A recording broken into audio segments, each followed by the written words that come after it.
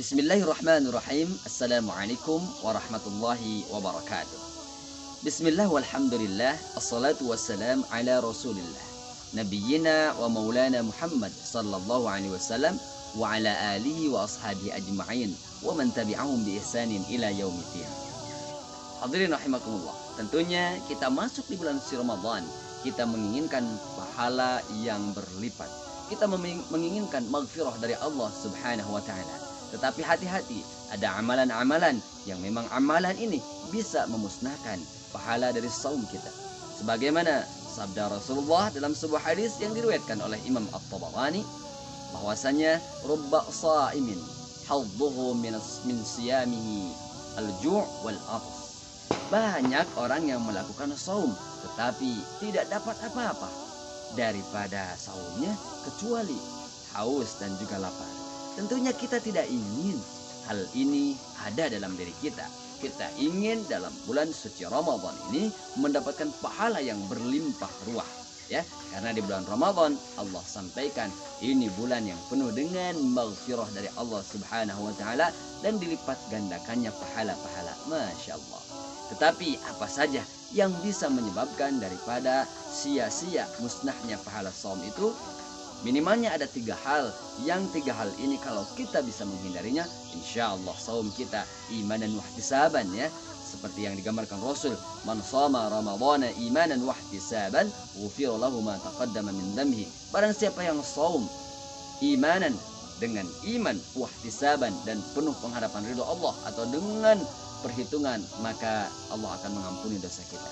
Nah, satu, amalan ini akan memusnahkan pahala Ramadan kita. Satu adalah qauluz zur, ya, qauluz zur, perkataan yang dusta. Az-zur, qauluz zur, ya. Imam Suyuti menyatakan qauluz zur ini ada 2 hal. Pertama, kata-kata yang dusta, yang kedua adalah perkataan yang di sana ada mengandung unsur fitnah. Maka di zaman sekarang ini, Masya Allah, ini luar biasa, ya. Banyak sekali berita hoax.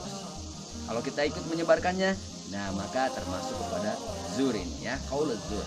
Yang kedua, fitnah. Wah, sekarang bagaimana gunjang-gunjing fitnah terjadi. Maka ayo kita hindari sebisa mungkin, sekuat kita, ya. Dalam sebuah hadis Rasulullah bersabda dalam riwayat Imam Al-Bukhari nomor hadis 1903, bahwasanya Rasul bersabda, "Man lam yada' qaulaz zur wal amal bihi, falaysa lillahi hajatun fi ay yada'a ta'amahu wa syarabahu." Barang siapa yang tidak bisa meninggalkan qaulaz zur, perkataan dusta, fitnah, maka bagi Allah tidak bisa baginya untuk menerima, ya, laparnya dan hausnya. Lapar hausnya akan sia-sia. Maka oleh karena itu, ayo tinggalkan dusta. Contoh seperti apa? Mohon maaf, bagi ibu misalkan, ya, anaknya ingin keluar, lalu ibunya berbicara, "Adek jangan keluar terus. Nanti kalau nggak keluar, ibu akan beli mainan, ya." Ternyata 1 hari 2 hari tidak dibeliin mainan juga. Itu termasuk dusta. Atau dongeng-dongeng, yang mana ketika dongeng itu disampaikan berunsur dusta yang dikarang. Insya Allah makna dusta ini sudah kita mafhum semua. Tetapi dalam pengamalannya ini mungkin, ya, sebagian orang susah untuk melakukannya. Malahan ada orang yang terbiasa dengan kata-kata dusta, na'udzubillahi min dzalik. Dia tidak bisa sehari pun tanpa dusta. Kalau sudah berdusta, maka kesananya dusta lagi, dusta lagi, dusta lagi. Maka ayo kita tinggalkan dusta. Fitnah juga sama. Nah, qauluz zur termasuk 2 ini yang dikatakan oleh Imam Asy-Syuyuti, dusta dan juga fitnah. Yang kedua yaitu laghun warrafat. Lagaw, ya, kata-kata yang sia-sia. Warrafat, dan dinyatakan rafat itu adalah sebuah kata-kata yang diungkapkan, kata-kata itu berunsur hal-hal yang kotor, yang keji. Bisa juga porno, ya, kata-kata yang porno. Kata-kata yang kotor keluar dari mulut. Nah, itu adalah laghun, kata-kata yang sia-sia.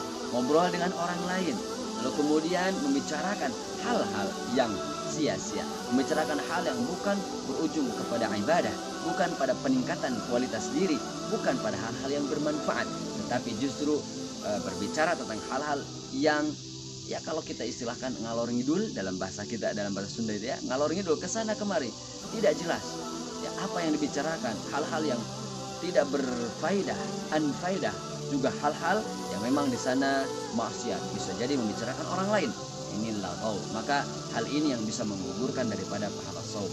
Warrafas juga sama, itu hal yang memang berunsur kepada di sana ada kata-kata yang tidak baik, kata-kata yang kotor.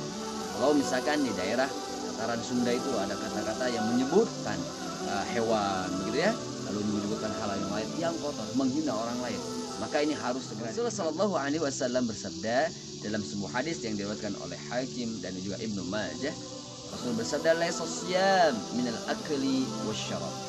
Saum itu bukan hanya menahan haus dan lapar. Innamas siyam, tetapi saum itu adalah minal lagwi warrafath. Saum itu menahan mulut dari kata-kata yang sia-sia, tubuh dari amalan yang sia-sia, warrafath, dan juga kata-kata yang kotor yang keji. Nah, ini yang harus segera kita hindari ya. Dari mulut kita segera fakir qabla an ta'zima, berpikir dahulu sebelum berbuat, berpikir dahulu sebelum bertindak ya, supaya tidak masuk ke dalam hal yang masuk ke dalam lagun itu ya, sia-sia. Kalau sia-sia, akhirnya tidak mendapatkan pahala. Bisa jadi di sana justru malah mendapatkan dosa karena membuang waktu dengan sia-sia. Gunakan sebaik-baiknya waktu membaca Al-Quran, tilawah, sharing, komunikasi, hal-hal yang baik, konsultasi, hal-hal yang baik, salatnya, salat sunnahnya, duhanya diperbanyak. Masya Allah, kalau ini sudah maka imanan wahtisaban ya, mufiro, akan diampuni oleh Allah daripada dosa-dosa dan dilipat gandakan daripada pahala. Lalu kemudian yang ketiga, amalan yang bisa mempengaruhi kualitas atau malah bisa menghilangkan daripada pahala Ramadan, saum, yaitu adalah maksiat, al-ma'asi. Maksiat ini merupakan suatu hal yang harus kita hindari. Kenapa? Dalam surah Yasin kita sudah mengenal al-yauma nakhtimu ala afwahihim. Nanti mulut terkunci, tangan berbicara, kaki berbicara, wa tukallimuna aydihim, tangan berbicara, wa tashhadu arjuluhum, kemudian kaki juga akan bersaksi, berbicara, seluruhnya dari ujung kepala sampai ujung kaki semua akan berbicara, dipertanggungjawabkan di hadapan Allah Subhanahu wa taala. Maka kalau ini banyak maksiat, sudah jelas ini maksiat merupakan kunci di mana ibadah saum kita tidak diterima oleh Allah Subhanahu wa taala. Ya, oleh karena itu tingkatan saum yang paling rendah adalah yaitu orang-orang yang hanya melaksanakan saum menahan haus dan lapar tanpa menahan hawa nafsu.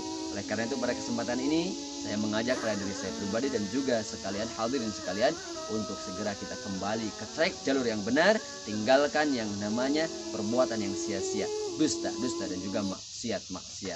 Wallahu a'lam bishawab. Mudah-mudahan amal kita diterima oleh Allah Subhanahu wa taala, saum kita diterima oleh Allah Subhanahu wa taala. Wassalamualaikum warahmatullahi wabarakatuh.